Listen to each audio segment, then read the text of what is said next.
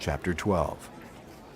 Meanwhile, when a crowd of many thousands had gathered, so that they were trampling on one another, Jesus began to speak first to his disciples, saying, Be on your guard against the yeast of the Pharisees, which is hypocrisy. There is nothing concealed that will not be disclosed, or hidden that will not be made known. What you have said in the dark will be heard in the daylight, and what you have whispered in the ear in the inner rooms will be proclaimed from the roofs. I tell you, my friends, do not be afraid of those who kill the body and after that can do no more. But I will show you whom you should fear. Fear him who, after the killing of the body, has power to throw you into hell. Yes, I tell you, fear him. Are not 5 sparrows sold for 2 pennies? Yet not one of them is forgotten by God. Indeed, the very hairs of your head are all numbered. Don't be afraid. You are worth more than many sparrows. I tell you, whoever acknowledges me before men, the Son of Man will also acknowledge him before the angels of God. But he who disowns me before men will be disowned before the angels of God.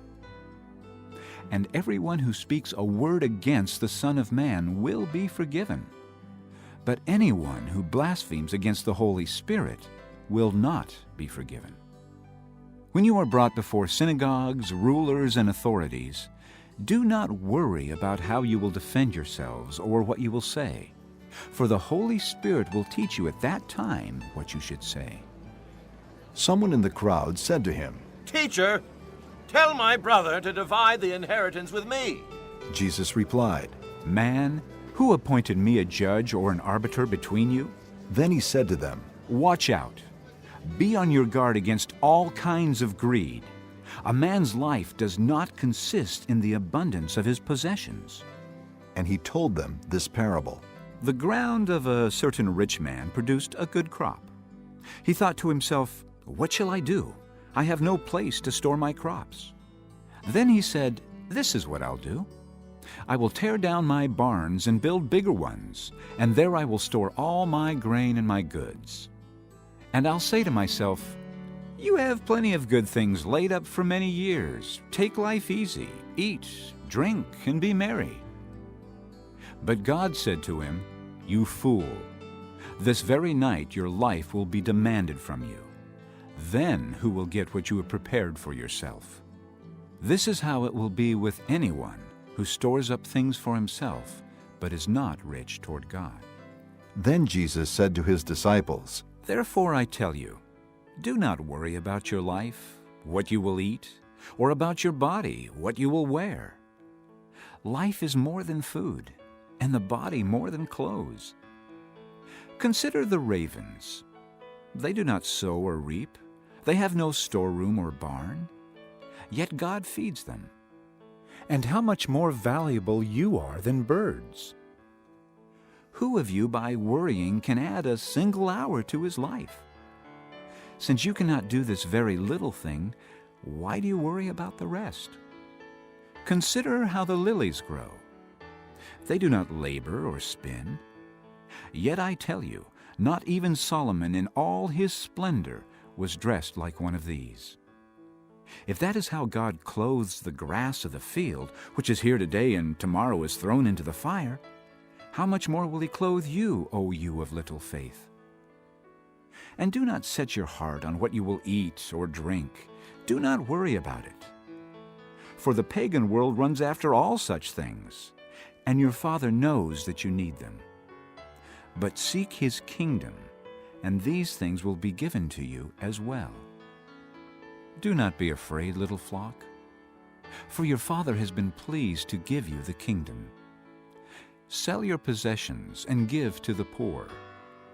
Provide purses for yourselves that will not wear out, a treasure in heaven that will not be exhausted, where no thief comes near and no moth destroys.